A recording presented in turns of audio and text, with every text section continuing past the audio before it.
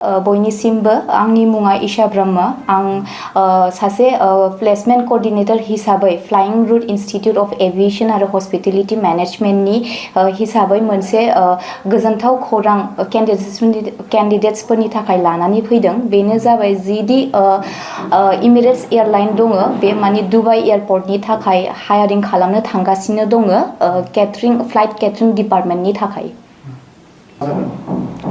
बे 19 मे 2025 आव जानो थांगासिनो दं आरोना। नोंथांमोननि बे इनस्टिट्यूटआवहाय मा खालामगोन जेनेबा लाइन?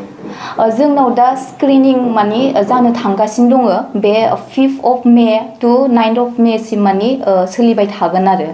माबायदि कैंडिडेटफोरा एलिजिबिलिटी जागोन? बेनि एलिजिबिलिटी क्राइटेरिया जाहैगोन मिनिमाम एज क्राइटेरिया जाहैबाय 21 years and above आरो क्वालिफिकेशन क्राइटेरिया जाहैगोन 10 pass and above आरो मोनसे इम्पोर्टेन्ट क्राइटेरिया दं बेनो जाहैबाय स्टुडेन्ट्स जाय बा कैंडिडेट जाय एप्लाइ खालामगोन बे माने पासपोर्ट होल्डार नङाबा एप्लाइड फर जानांगोन आरोना। जुदि पासपोर्ट गैयाबाबो बे माने एप्लाइ खालामनाय जानांगोन।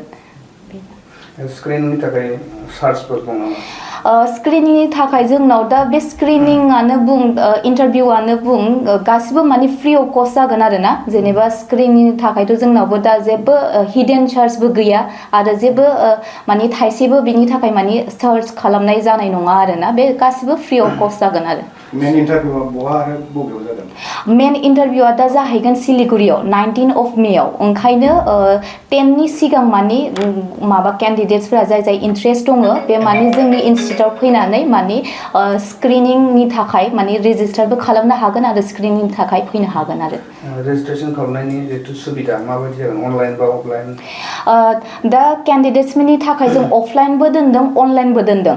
जाय जाय नियारेस्ट बाय क'क्राझार माने जाय क'क्राझारनिखा आरो नियारेस्ट बाय बिसोर माने फैनानैनो डाइरेक्टलि माने इनस्टिट्यूटआवनो माने रेजिस्टार खालामफैनो हागोन आरो जाय जाय जेनेबा एसे गोजाननि बाक्सा उदालगुरिनिफोर दङ बिसोरो जुदि हायाबा कन्टेक्ट नाम्बारखौ होखागोन जोङो बेहाय कल खालामनानै बिसोरो मा होनो रेजिस्टारखौ खालामनो हागोन आरो। नोंथांनि फ्लाइंग रुटनि जितु लकेशन बेखौ बुंनो हागोन नामा? फ्लाइंग रुट इन्स्टिट्यूटनि लकेशनानो जाहैबाय जेडी रोड कदमतला आरो बेनि माबा मोनसे मेमोरी रिमेन्स रेस्टुरेन्ट दङ बेनि सेम फ्ल'रावनो जाहैगोन आरो। बे both for male and female candidate जेरै आं क्राइटेरियाखौथ' होनखाबाय ओमफ्राय बे गासिबो मेल आरो फिमेल कैंडिडेटनि थाखाय जागोन आरोना। केटारिं जायफोर माने सिलेक्शनाव थांगोन बिथांमोननि थाखाय सेलारिनि सिस्टेमाव सेलारि सिस्टेमफोरा दा बिसोरनो मिनिमाम स्टार्टिंआव 30 to 40,000 आव होगोन उइथ एकमडेशन एन्ड फुडिं आरो जेला सेलेक्शननि उनाव बिसोर थांगोन टिकेट आरो भिजाखौबो कम्पानिनिफ्राय प्रोवाइड खालामनाय जागोन आरो बिसोरनि थाखाय। सीट केपासिटी दङ नामा स्क्रिनिंनि थाखाय? स्क्रिनिंनि थाखायथ' दाथ' पस्टआ जेनेबा जोंनाव सीट केपासिटीनि थाखाय बिसोर जेबो माबा होआखै बेखौ माने जाय जाय गोसो बे माने फैनानै होफैनो हागोन आरो रेजिस्ट्रेशनखौ खालामफैनो हागोन आरोना। थांनाय फैनायनि सुबिदाया मा जागोन? थांनाय फैनायनि सुबिदायाथ' बे गावनि जाय एक्सपेन्सेस जागोन सिलिगुरिसिम बे गावनि सायाव बे एक्सपेन्सेसा गावनि सायाव जागोन आरो। नोंथांमोननि बे इनस्टिट्यूटआव माबाफोर स्किल होनाय जागोन? स्क्रिनिं जोंना माने खावसे स्टुडेन्ट्सफोरनि थाखाय माने बे 4 days नङाबा 5 daysखौ जोङो फ्रि क्लास माने होगासिनो दं जेरै इन्टारभिउ स्किल्स बेखौ माने जों होगासिनो दं आरोना। बेबो गासिबो फ्रि अफ कस्ट जागोन जुदि सोरबा मानडेआव जेनेबा 5th of May आव जुदि रेजिस्टार खालामनानै जुदि गावसोर माने स्किल्सफोरनि थाखाय मोनथिनो लुगैदोंबा माने बेखौ बिसोरो क्लासाव फैनो हागोन आरो।